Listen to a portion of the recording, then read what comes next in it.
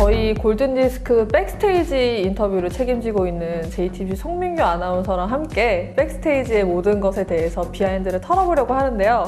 반갑습니다. 안녕하세요.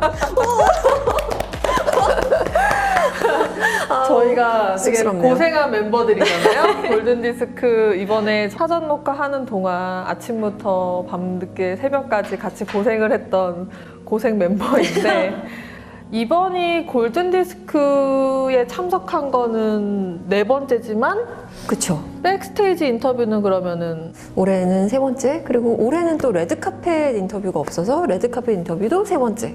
근데 골든디스크는 4번째. 35회 골든디스크 어워즈 이제 끝났는데 네. 어떠셨는지 끝난 소감부터 먼저 끝난 소감. 말씀하시면. 뭔가 늘 아쉬운 것 같아요. 다 끝나고 특히나 영상들 다시 돌려볼 때 만족감보다는 아쉽다. 내년에는 이거 해야지. 이런 생각을 하게 되는 것 같아요. 근데 즐거워요. 일단 골든디스크 어워즈 백스테이지 인터뷰를 한다는 건 늘 즐거운 거고, 특히나 저는 좋은 인터뷰어가 되는 게 꿈인데 그거를 그냥 일종의 학습하고 있다고 저는 생각해요. 그냥 많이 배우고 있어요. 그 이번에는 그 백스테이지 인터뷰할 때 뭐 여러 가지 신경 쓸 부분이 유독 많았을 것 같은데. 많았죠. 저희가 실은 진짜 걱정 많이 했거든요. 모두의 건강, 모두의 안전. 그래서 그 인터뷰 룸도 뭐 저희가 아크릴판도 설치하고 마스크도 하고 마이크에 덮개도 씌우고, 그리고 한 아티스트 나가실 때마다 저희가 방역을 했거든요. 그런 부분들을 신경을 정말 많이 쓰셨어요. 그게 사무국 여러분도 그렇고, 그 방 안에 계셨던 우리 제작진 여러분도 그렇고, 그리고 방역 책임져 주셨던 분들도 그렇고, 정말 많이 쓰셨거든요. 근데 가장 큰 괴로움이었던 건 마스크가 없을 때는 마이크를 갖고 있지 않은 멤버의 이야기도 다 들렸거든요. 마스크를 끼니까 더 너무 안 들리는 거예요. 그래서 재미 포인트를 좀 놓친 부분들이 있었어요. 그래서 마스크가 없이 사는 게 정말 좋은 거였구나. 뼈저리게 정말 절감을 했어요. 네. 인터뷰를 하는 동안 네. 이제 노하우가 많이 쌓였을 것 같은데 가장 좀 신경 쓰는 부분이 있다면. 무조건 재밌어야 한다고 생각하거든요. 근데 그 재미가 저만 재밌는다고 되는 것도 아니고, 아티스트 여러분만 재밌다고 되는 것도 아니고, 팬 여러분만 재밌다고 되는 것도 아니고, 세 부분이 다 재밌어야 된다고 생각을 하거든요. 그래서 그런 부분들을 좀 신경을 쓰는 것 같아요. 그래서 사전 조사한 거를 어떻게 하면 잘 전달을 할까. 그래서 아티스트 여러분, 우리가 그런 기록을 갖고 있어? 우리 올 한해 농사 잘 지었네? 이런 느낌을 받으시고, 또 우리 팬덤 여러분께서는 그래, 역시 내 가수 대단해, 이런 느낌 받으실 수 있게끔 푸는 거, 이런 부분들을 좀 잘 하려고 애를 쓰고 있는데 잘 되고 있는지는 그건 여러분의 판단에 맡기겠습니다. 멤버들 이름은 어떻게 외우는지. 그룹이 많고 출연 가수들도 워낙 많으시니까 뭐 이렇게 구구단처럼 외우는 건가요? 어떻게 외우나요? 그 많은 팀을. 그 팀을 골든디스크 씨는 시작하기 한 2달 전, 3달 전부터 그렇게 아이돌 프로그램을 봐요. 그렇게 해서 최대한 이 얼굴과 이름을 매치를 하는 그런 연습들을 좀 하고, 이 골든디스크를 2018년부터 같이 했으니까 4년째잖아요.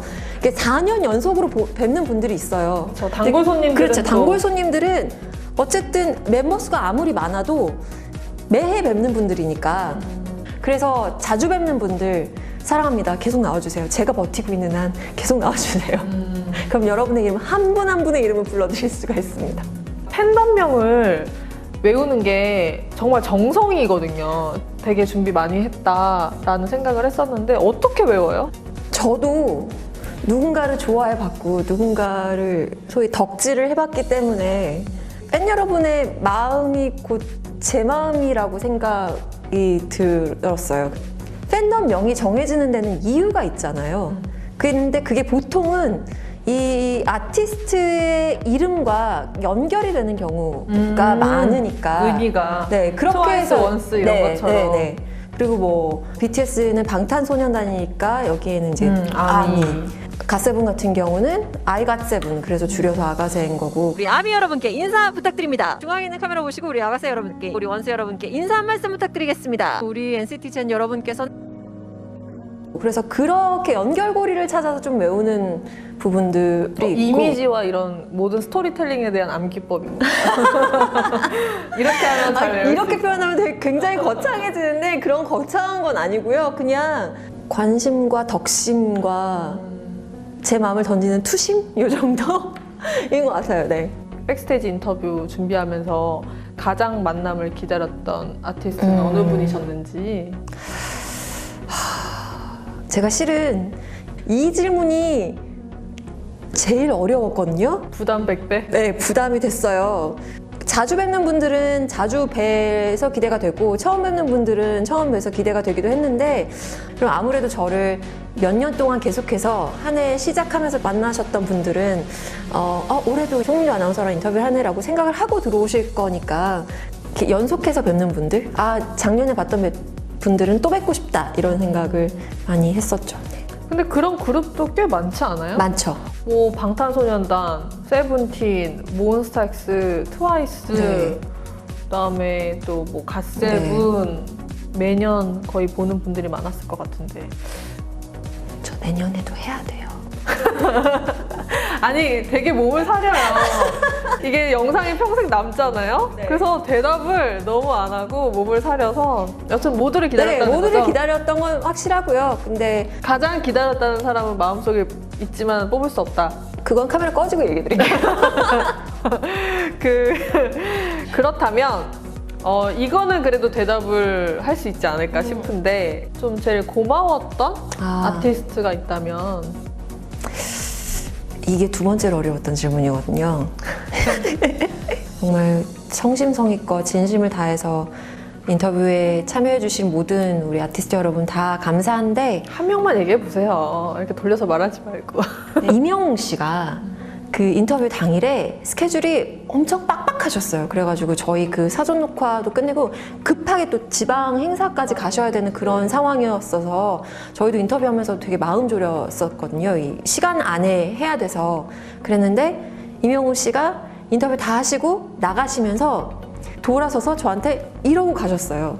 그러니까 너무 그러니까 이렇게 눈빛으로 이렇게 해서 이러고 가셨는데 비타민 음료 같은 그런 느낌에 그래 오늘 하루도 잘 했다 수고했구나라는 그런 생각을 스스로에게 하는 그런 거 그리고 제시 씨도 아주 즐겁게 했어요. 그랬는데 그때도 오늘 만나서 너무 반가웠고 그리고 오늘 힘드실 텐데 뭐 힘내시라는 얘기를 하시면서 인터뷰 끝나고 이제 카메라 꺼졌을 때도 표현하기 난해하셨던 부분들을 제가 영어를 섞어서 했던 부분들이 있었는데 그 뒤로 이제 이럴 줄 알았으면 영어로 인터뷰할 걸 그랬네 막 이러시더라고요. 근데 그런 부분들 어쨌든 그렇게 좀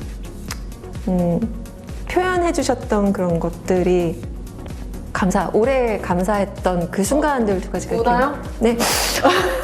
아까부터 계속 콧물이 나오던데 이거 울어야 되는 거 아닌가요? 네가 한번 잡아야 되나 여기.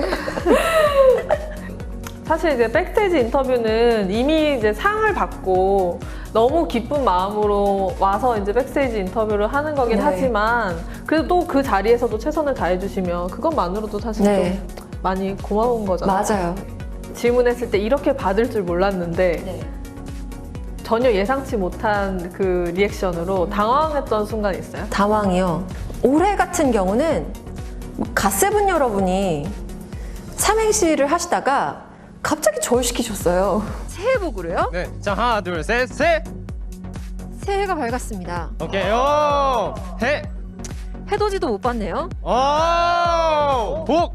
복 받으면 내년엔 볼 수 있겠죠? 와우! Let's get it. 무난하게 넘어간 것 같고 하지만 속으로는 굉장히 당황했던 굉장히 예? 얘기를 했었고 NCT 127 여러분 인터뷰를 하는데 자니 씨가 원래는 도영 씨한테 인터뷰를 하는 거였는데 저를 보시면서 덕담을 하시더라고요. 그래서 아니요. 저한테요? 네. 지금까지 많은 분들을 인터뷰 너무 고생하셨고요. 그래서 저는 그럼 제가 도영 씨한테 덕담을 해야 되는 그래서 그런 상황? 그때. 되게 오래된 이야기인데 골든디스크가 돌아오는 때쯤 되면 항상 도는 영상 중에 하나가 방탄소년단의 RMC가 포춘 쿠키를 마지막에 쪼개고 그다음에 그 과자를 드셨어요. 고맙습니다. 수고하셨습니다. 어? 뜯지도 않고 지금 종이 그대로 드신 것 같은데, RMC? 저거 종이 뱉으셔야 돼요. 종이 뱉으셔야 돼요. 그 안에 종이 있어요. 종이 뱉으셔야 돼요. 저는 진짜 종이까지 드신 줄 알았거든요. 근데 그 뒤에 댓글들을 보니까 종이 먹은 거 아니다 라고 댓글 올려주셔서 안 드셨구나 라고는 알고 있지만 그때 그 당황스러웠던 기억 때문에 방탄소년단 인터뷰할 때 항상 그걸 언급을 하게 되는 것 같아요. 포춘 쿠키를 아직도 가끔씩 종종 찾는 가수들이 있어서 올해도 정국식, 방탄소년단 정국식 왜 없냐고 하셨어요. 맞아요. 근데 올해는 코로나 때문에 내부 취식이 안 되는 관계로 저희가 실은 드릴 수가 없었죠. 가지고는 있었어요. 가지고는 있는데 음식물 자체 들여오는 게 불가능했어서 저희가 포춘 쿠키를 하지 못했었는데 저는 좀 아쉬워요. 그래서 맞아요. 내년에 또 저를 이 백스테이지에 참여하게 해주신다면 코로나 상황이 나아진다면 그때는 제가 포춘 이거를 쿠키를. 포춘 쿠키 통을 들고 있겠습니다. 그러면은 이 올해뿐만 아니라 인터뷰하면서 제일 좀 보람되는 순간? 딴 거 있을까요? 재밌었다. 수고하셨습니다. 고맙습니다. 이런 얘기 들었을 때가 어쩌면 가장 당연하게 생각할 수도 있는 이야기지만 보시는 여러분께서 재밌었다. 이제까지 봤던 내 가수 인터뷰 중에 가장 재밌었다. 그때 보람이 많이 느껴지죠. 그러면서 내년에는 또 더 잘해야겠다. 내년에는 뭐 10일 사전 놓고 하시면 10일 할게요. 제작진이 안 한대요. 지금 피디님께서 고개를 절레절레. 저도 10일까지는 못 하겠네요. 이거는 꼭 비하인드로 꼭 얘기하고 싶다. 혹은 이거는 진짜 비하인드 오브 비하인드다. 비하인드 라고 오브 했던 비하인드. 게 있다면 가수 여러분이 칫솔을 엄청 탐내셨어요. 혹시 뭐 받으셨나요? 아니 너무 막 오시는 분들이 다 한 번씩 이렇게 들고 이러고 내려오시고 이 어쨌든 이 PPL이어서 그 벽에도 그게 비치가 되어 있었는데 PPL을 가장 열심히 열과성을 다해서 해주셨던 그룹 중에 하나 이제 갓세븐 여러분인데 굉장히 흡족하셨을 거예요 아마. 왜냐하면 등장하자마자 마크 씨가 그 대형 칫솔을 뽑고 막 이렇게 하셨고 잭슨 씨는 본인이 직접 쓴다고 홍보를 해주셔가지고 저는 그거 웃겼어요. 재밌었던 것 중에 하나가 그거 줄 바꾸는 거. 네. 세븐틴 줄 바꾸는 거. 줄 바꾸는 거. 자 뒤에 있는 멤버들 뭐 앞으로 한번 줄 체인지한 거. 이거 되게 재밌었던 것 같아요. 근데 그거를 팬 여러분이 너무 좋아해 주셨어요. 나는 이 그룹의 A 멤버가 좋은데 A 멤버는 뭐 키가 크다는 이유로 항상 뒷줄에 있어요. 그러면 얼굴을 더 자세하게 보고 싶은데 앞에 설 기회가 없으니까 그런 부분들을 이것도 일종의 약간 마음이 뭔가 이입되는 투영되는 이런 느낌도 좀 있었고 그 백스테이지 인터뷰에서 여기서 처음 말하는 건데요. 맞아요. 그런 거 너무 있죠. 감사해요. 진짜 여기서 맞아요. 처음 하는 최초 공개 이야기? 진짜 제가 놓쳤던 부분을 얘기해 주셨어요. 진짜 감사해요. 그 트레저에서도 그 다음 날이 컴백이었는데 살짝만 보여달라고 이렇게 손 동작을 이렇게 보여주셨는데 그것도 너무 감사했고 세븐틴이 그 온라인 콘서트 하신다고 그것도 맞아요. 얘기하셨었고 방탄소년단 정국 씨가 처음으로 금발을 공개를 맞아. 하셨어요. 황금막내. 아, 그리고 RMC도 운발 처음 공개하셨고 슈가 씨는 복귀하시는 무대가 또 골든디스크였었고 그런 부분들도 감사해 마지 않죠. 네. 방탄소년단 얘기가 나와서 말이지만 송민규 아나운서가 저희랑 골든디스크를 같이 했던 그 타이밍이 방탄소년단이 처음으로 골든에서 대상을 받았던 해부터 맞아요. 네. 같이 계속 네. 이제 하다 보니까 그거에 대해서도 주변에서도 얘기 많이 물어볼 것 같은데 진짜 많이 부러워하시죠. 정말 어쨌든 4년 동안은 방탄소년단 인터뷰는 1년에 한 번씩은 고정으로 한 아나운서니까 그 부분에 대해서 정말 많은 분들이 부러워하셨고 저는 아직도 2018년에 처음으로 음반대상 받으시고 그 7분이 백스테이지 인터뷰룸에 들어오실 때 그 표정을 잊을 수가 없어요.